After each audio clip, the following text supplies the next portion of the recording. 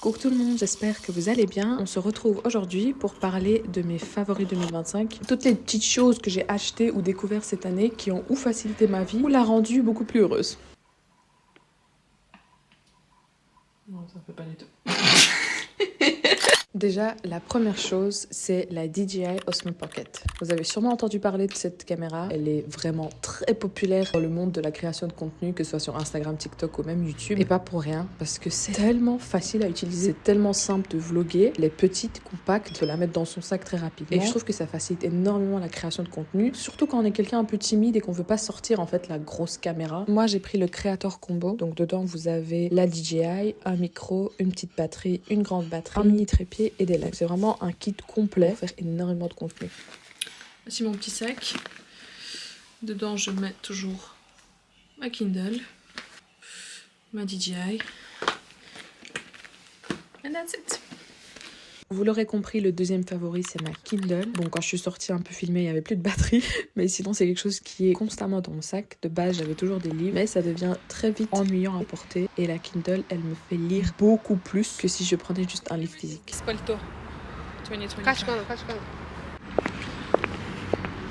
L'autre découverte de 2025, c'est le chai latte épicé. C'est délicieux. Et Amine, comme toujours, qui sait pas grandir et aimer le café. On est sortis alors qu'on avait du travail pour profiter du bon temps. It's a waste now, guys. Il y a les belles lueurs du soleil, faut profiter. Bonne excuse pour Imagine, procrastiner. je meurs demain.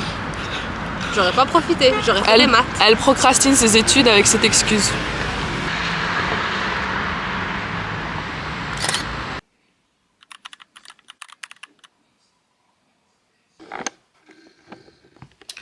Bon, je me suis quand même dit que j'allais faire une séquence beauté, parce que je suis quand même une fille, même si vous voyez pas ma tête. Premier produit, je me sens comme une vraie youtubeuse là, c'est le Cushion de chez Misha. Incroyable. Pas de fond de teint, je mets pas de bébé crème d'habitude, parce que je trouve pas ça pratique, déjà pour réappliquer et même sur ma peau. Mais ce cushion, il est incroyable. Il couvre très très bien. Et voilà, j'ai trop du mal à parler. Le meilleur mascara de tous les temps. Je sais pas pourquoi, c'est génétique sûrement. J'ai le contour des yeux qui transpire, donc à chaque fois j'ai les yeux noirs après 1 heure avoir mis du mascara. Et celui-là c'est le seul qui tient pour moi, vraiment le Kiko Luxurious Lashes. Incroyable. Il est terminé, je suppose. J'essaye de vraiment utiliser the last of it, mais je vais le recommander tellement il est incroyable. Merci à Iman qui me l'a recommandé, donné. Je me rappelle plus. Ouais, Iman m'a même donné des fleurs hier, regardez, elles sont incroyables. Troisième produit beauté, c'est les gloss de chez Huda Beauty. Je sais pas si on les voit, ouais on les voit, c'est ma belle-sœur qui me les a achetés, ils sont incroyables. Surtout cette couleur 23-24 Bombshell. J'en avais un que j'ai complètement utilisé, et là je suppose que c'est celui de ma sœur que j'ai volé et que j'utilise aussi.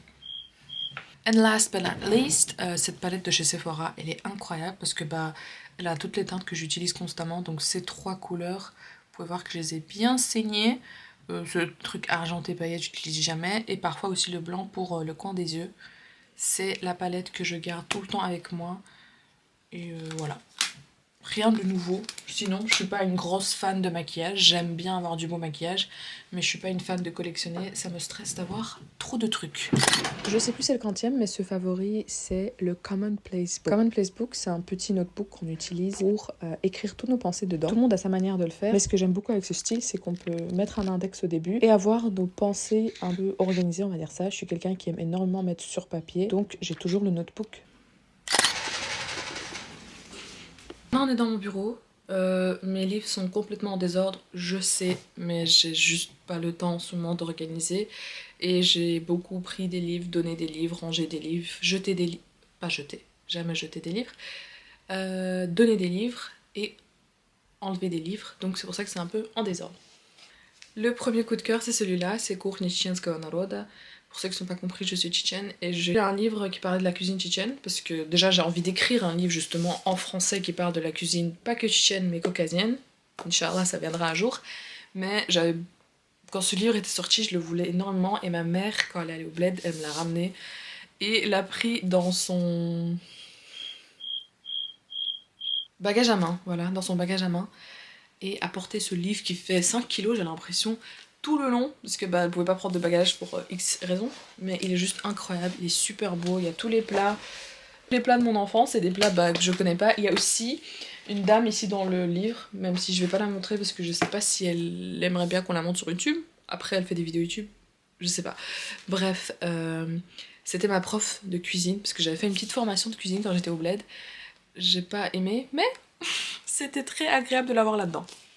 Un autre livre que j'ai aimé cette année, même si je suis sûre que je vais recevoir des commentaires, des snobs de la littérature française, bon c'est anglais, mais de la littérature qui ne comprennent pas, c'est La femme de ménage. Bon là j'ai que le tome 2 sur moi, parce que le 1 je l'ai donné à ma belle-sœur je pense, mais je trouvais que le livre était incroyable. Je l'ai lu vraiment au début de l'année, il n'y avait pas encore tout ce hype autour, et j'ai trouvé que c'était un très très bon thriller policier, je sais pas exactement comment on peut l'appeler, et que le plot twist était vraiment pas mal. Ma soeur vient de le terminer aujourd'hui parce qu'on veut aller au cinéma le voir, et je vous conseille vraiment. Et me dites pas que vous avez vu la chose venir parce que je vous croirais pas. On est toujours dans mon bureau, ce que j'aime énormément c'est les jeux de société, j'en ai vraiment pas mal à chaque fois que je vais en brocante ou quoi j'essaie d'en acheter. Celui-là par contre il vient de Amazon, je vous mettrai tous les liens en fait de ce que je recommande dans cette vidéo en description, j'essaierai en tout cas. Et ça c'est le jeu Taco Chapeau Gâteau Cadeau Pizza. C'est très simple, vous avez des cartes et à chaque fois vous devez lire l'un après l'autre, les mots, et si vous avez bon mot, il faut mettre la main le plus rapidement possible sur le tas. C'est vraiment un jeu hyper marrant qu'on peut faire vite fait en une soirée, et on s'est vraiment très bien amusé, que ce soit en famille ou en amis, à jouer à ce jeu. J'aime énormément le coloriage, mais quelque chose que j'aime encore plus, c'est les dessins de façade. Et là, vous avez les deux ensemble dans ce carnet de Kaivana. Je ne me rappelle plus exactement du nom, mais je vous mettrai son Instagram. Ça se voit vraiment que ce carnet est fait par une artiste et par quelqu'un qui comprend les galères qu'on a dans les cahiers de coloriage normaux. Donc je vous le conseille vraiment si vous aimez passer des petites soirées hors réseau, hors écran. Avec mon assistant juste ici, on va aussi parler de mes applications préférées, parce que je suis une vraie app girl. Je suis toujours à la recherche de quelque chose qui va me faciliter un peu la vie. Première application, ça va être une nouveauté que j'ai découvert il y a pas longtemps, ça s'appelle Tartil. C'est pour tous ceux qui étudient le Coran tout seul. C'est hyper pratique parce qu'en fait vous pouvez cacher, comme vous pouvez voir, les ayats, et ensuite vous pouvez réciter et ça va vous corriger grâce à l'intelligence artificielle. Je trouve ça hyper pratique parce que j'ai pas toujours quelqu'un à qui réciter et j'ai pas toujours envie de réciter à quelqu'un, donc ça c'est vraiment hyper pratique. Ensuite il y a l'application Artly. J'ai l'abonnement payant, je pense que c'est 20 € l'année. Et mon frère qui s'est ramassé le genou dans la porte, ok. Donc je disais, et à l'application Artly, moi j'ai l'abonnement payant.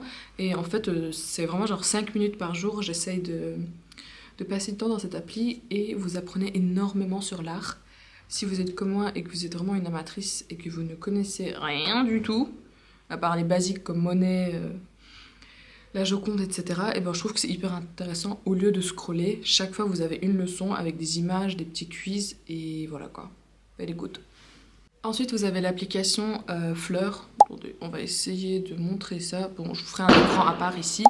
C'est une application pour gérer ses finances. C'est hyper pratique. Déjà c'est très mignon, j'aime trop quand les applications sont un peu féminines et mignonnes. Et c'est vraiment très simple. Je suis pas quelqu'un qui fait des fiches Excel et des trucs de dingue sur tout ce qui est rentrée et sortie d'argent, mais j'aime bien quand même voir visuellement où est-ce que je l'ai usé et combien j'ai de côté, etc. Voilà pour une nouveauté sur les applications. J'aime trop mon fond d'écran.